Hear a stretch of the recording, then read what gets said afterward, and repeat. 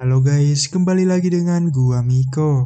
Seperti biasa, gua akan selalu menghibur para sobat mager yang hobinya rebahan di kamar. Pada video kali ini, gua bakal menceritakan kembali sebuah alur film yang berjudul The Conference 2023. Di mana film ini menceritakan tentang sekelompok orang yang ingin membangun sebuah mall di pedesaan. Akan tetapi, terdapat beberapa penolakan dari warga sekitar yang akhirnya membuat salah satu dari mereka berusaha menghabisi para kelompok ini. Oke, tanpa basa-basi lagi, mending kita langsung aja ke ceritanya. Film dibuka dengan diperlihatkannya sekelompok orang yang berencana membangun sebuah proyek di negara Swedia. Mereka tengah meninjau lokasi proyek yang nantinya akan dibangun sebuah mall bernama Kolarangen. Mall ini ternyata akan dibangun di lahan pertanian milik warga sekitar. Sebelumnya, mereka mendapatkan berbagai penolakan, namun mereka masih tetap bersikeras untuk membangun proyek ini. Kemudian, mereka berniat menginap di sebuah penginapan yang dipimpin oleh 4 orang.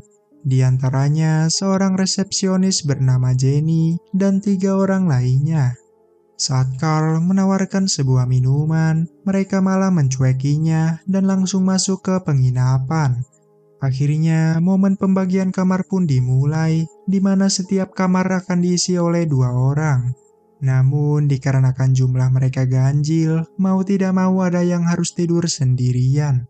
Di sisi lain, terlihat Carl yang tengah menyiapkan makanan, tabung gas miliknya malah habis. Oleh karena itu, ia berniat mengambil gas menggunakan sebuah mobil sendirian. Namun, di tengah perjalanannya, tiba-tiba saja ban mobil miliknya harus meletus karena melindas paku. Sementara itu, seorang pria bernama Kaj tengah berbincang dengan rekannya yang bernama Jonas, di mana Jonas berpesan kepada Kaj untuk tidak terlalu banyak bicara dulu tentang proyek yang saat ini akan dibangun. Setelah itu, mereka akan segera melakukan rapat yang dimana hal itu tentu saja membutuhkan koneksi internet, sehingga Jenny memerintah Roger untuk memperbaiki wifi-nya. Rapat pun dimulai. Ternyata orang-orang ini akan menjual janji kepada warga di kota ini. Mereka akan membuat sebuah iklan yang nantinya akan ditayangkan di YouTube. Entah mengapa mereka tidak ingin menaruh iklannya di stasiun televisi yang sepertinya karena ada sesuatu yang disembunyikan. Di sisi lain, Carl mencoba masuk ke dalam hutan karena penasaran. Dirinya tidak mendapati seorang pun dan hanya ada beberapa perangkap di sana. Dan tiba-tiba saja hal yang tidak terduga pun terjadi. Kembali ke rapat, di mana salah satu anggota bernama Nadia terus bertanya tentang persetujuan yang belum jelas. Kemudian, Jonas serta Eva menunjukkan surat persetujuan yang terdapat tanda tangan dari Lina yang merupakan seorang komisaris.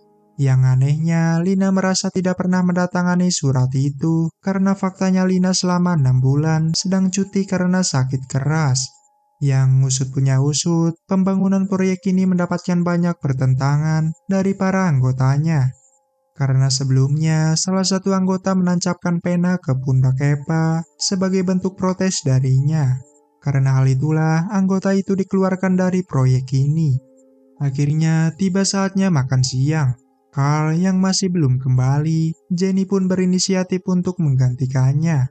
Dengan bahan seadanya, Jenny memberi hidangan ke orang-orang itu hanya dengan membuat hotdog.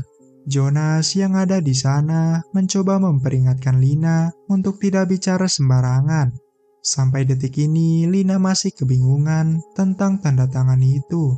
Di sisi lain, Roger yang tengah bersantai, tiba-tiba datang seseorang yang langsung menusuknya. Jasadnya itu kemudian dibungkus dan diberikan beberapa batu, lalu menenggelamkannya. Di tengah makan siang itu, datanglah seseorang yang mengenakan kostum, yang ternyata itu adalah maskot dari Mall Kolarangen. Jonas sengaja mengenakan kostum itu untuk menghibur anggotanya. Namun setelah dilihat-lihat, kostum itu terlihat sedikit menyeramkan dibanding lucunya. Di sore harinya, acara berikutnya akan segera dimulai yang dipimpin oleh Cleo. di mana mereka akan bermain secara berkelompok dan mereka disuruh untuk mengumpulkan ponselnya agar kegiatan ini tidak terganggu. Akhirnya permainan pun dimulai, di mana setiap kelompok diperintahkan untuk membuat sebuah rakit dengan mengandalkan selotip dan botol plastik.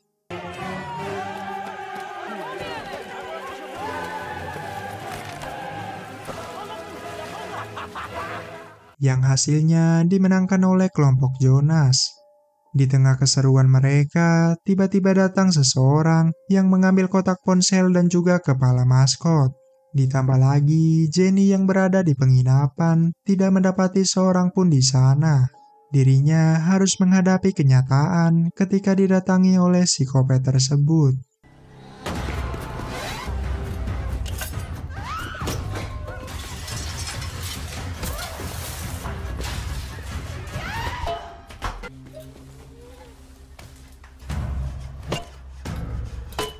Mereka yang akan melakukan kegiatan selanjutnya, Lina tiba-tiba beralasan jikalau dirinya sakit perut.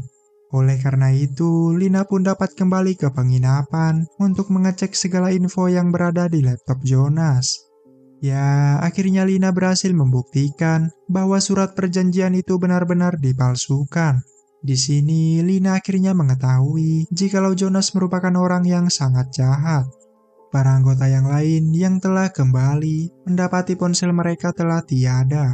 Serta kini Cleo pun mulai pergi mengecek ke penginapan. Di sisi lain terlihat psikopat itu tengah mempersiapkan sesuatu. Yang ternyata dirinya tengah memasang sebuah perangkap untuk orang-orang proyek ini. Kembali ke Cleo yang merasa bingung karena tidak terdapat seorang pun rekannya di penginapan. Hingga suatu saat, hal yang tidak terduga pun kembali terjadi.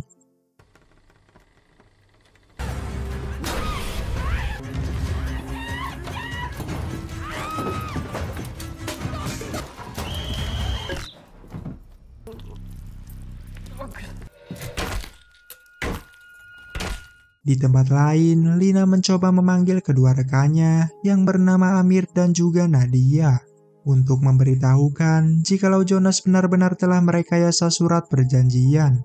Setelah mendengar hal itu, mereka bertiga segera menghampiri Jonas dan tepat di depan Kaj, Lina membongkar kelicikannya.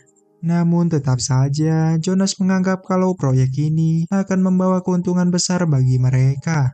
Sayangnya, para anggota yang lain tidak terlalu peduli, kecuali Amir dan juga Nadia yang berpihak kepada Lina. Hingga suatu saat, seorang nenek bernama Anet mulai sadar dengan kedatangan psikopat.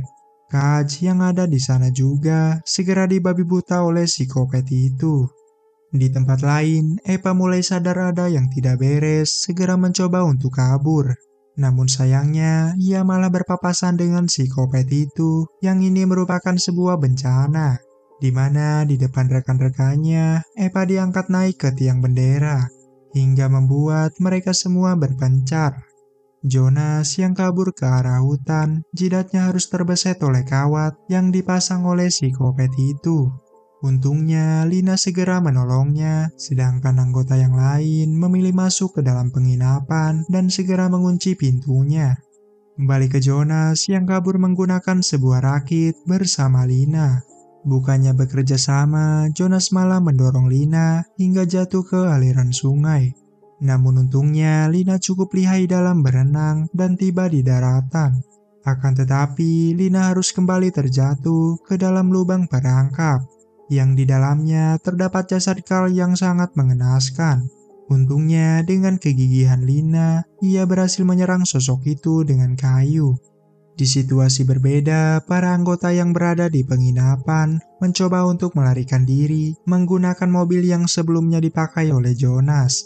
Namun sebelum itu, mereka harus mencari kuncinya terlebih dahulu yang tidak diketahui keberadaannya. Namun siapa sangka, Amri malah berniat mencari Lina yang berada di dalam hutan. Yang dimana bukannya menolong Lina, justru Amri lah yang ditolong oleh Lina. Berbeda halnya dengan Nadia, yang tengah mencari kunci mobil di kamar Jonas. Namun baru saja mendapatkannya, mobil mereka langsung diledakkan oleh psikopat tersebut. Di sisi lain, ternyata Annette berhasil selamat dan ia mencoba untuk memeriksa keadaan.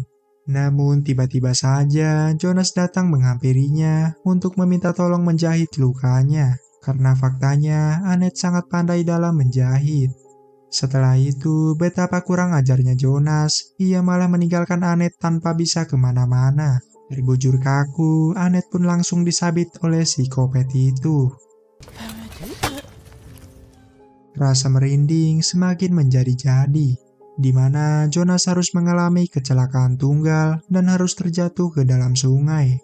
Kemudian, di situasi yang sangat genting, Lina terfikirkan sebuah ide, di mana dia ingat dengan Flying Fox yang bisa dimanfaatkan untuk kabur.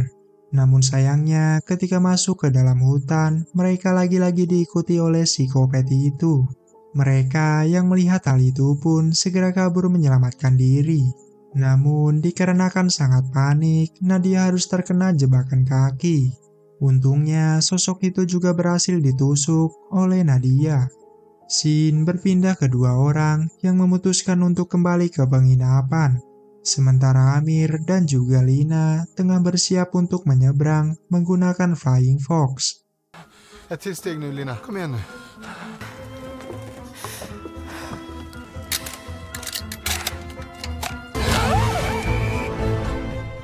Di tengah perjalanannya, Amir menyadari kalau di ujung telah dipasang jebakan berupa kayu yang sangat tajam. Oleh karena itu, ia sengaja membalikkan badannya demi dapat melindungi Lina. Sementara itu, di penginapan, mereka berdua pun harus ketahuan dan mau tidak mau, sang sepuh harus bergulat dengan psikopat itu. Namun untungnya, bukannya melarikan diri, wanita ini malah kembali lagi untuk menolong sepuh ini. Kembali ke Lina, yang akhirnya berhasil menemukan ponselnya, dengan segera ia melakukan panggilan darurat. Psikopat itu yang masih bergulat dengan dua orang ini akhirnya berhasil tewas dipotong kelapanya oleh Nadia. Ia sengaja datang mengendap-endap lalu mencangkulnya dari belakang. Di samping itu, Lina nampak diserang oleh Jonas yang ternyata masih hidup. Dirinya benar-benar tidak suka kepada Lina, yang pada akhirnya Jonas harus tewas dengan posisi tarang yang terlepas. Ya, pada akhirnya guys, mereka yang masih hidup berhasil diselamatkan oleh pihak kepolisian.